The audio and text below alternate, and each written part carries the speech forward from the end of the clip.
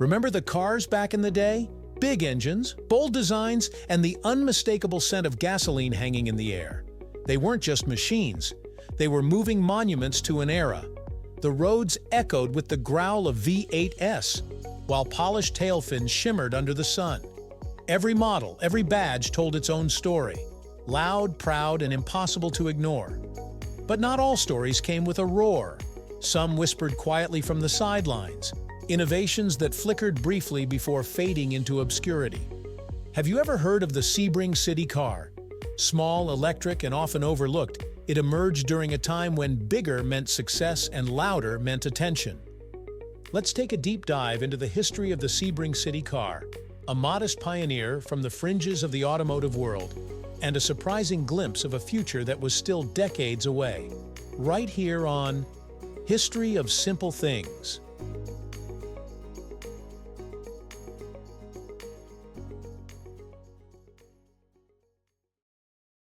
The 1970s and early 1980s were a time of transformation.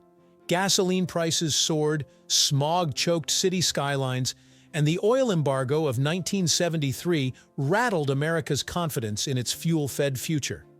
This was the age of innovation through desperation, when visionaries and tinkerers looked for alternatives. Among them was Robert G. Beaumont, a man with a vision of a cleaner, more efficient urban transport solution.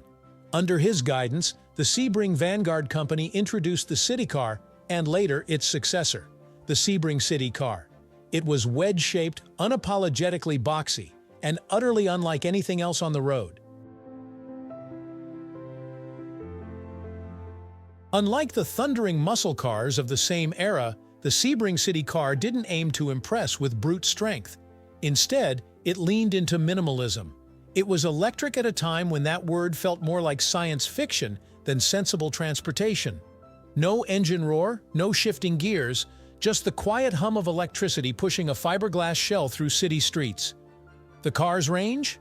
Around 30 to 40 miles per charge, its top speed? Just under 40 miles per hour? These numbers wouldn't raise eyebrows today, but in their time, they were revolutionary.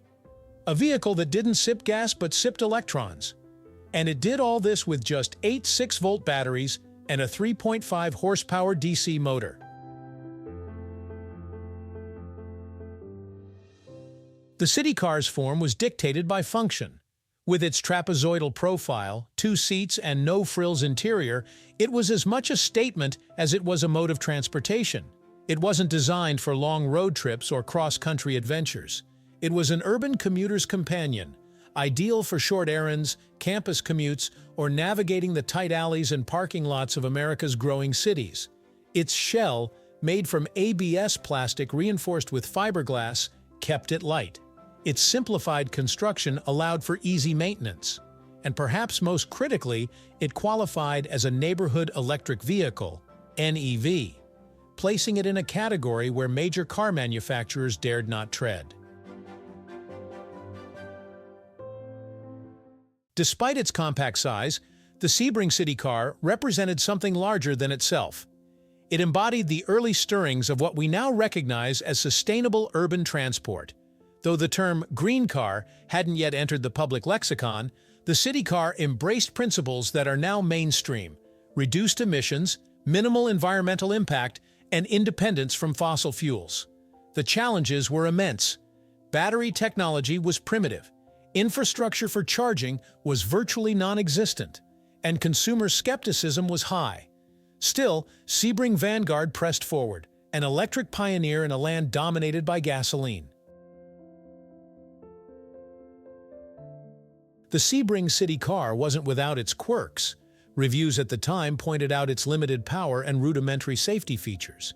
Critics often dismissed it as a glorified golf cart.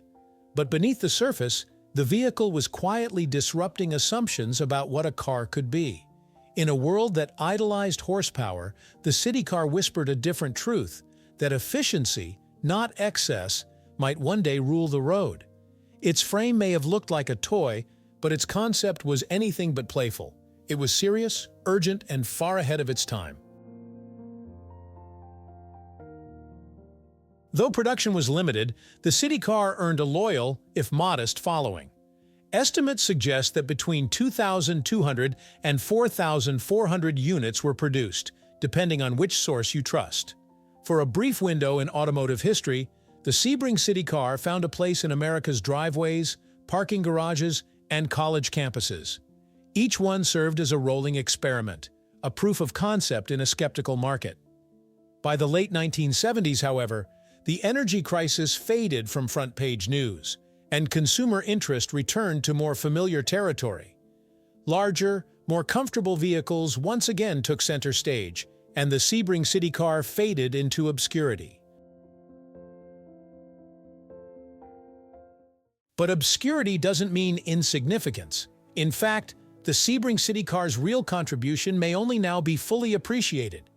It laid the groundwork for the electric vehicles of today, from the Nissan Leaf to the Tesla Model 3. It dared to ask questions that Detroit wasn't ready to answer.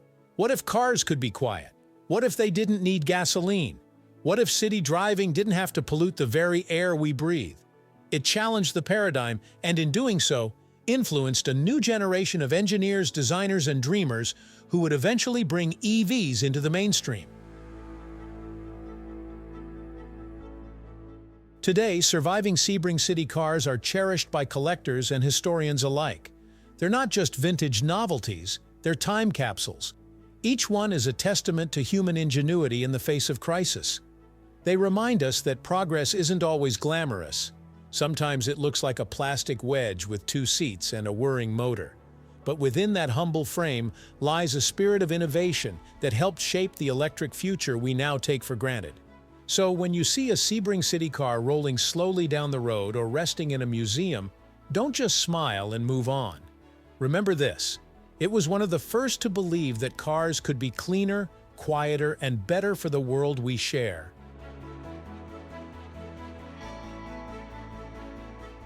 Let this be more than a moment of nostalgia.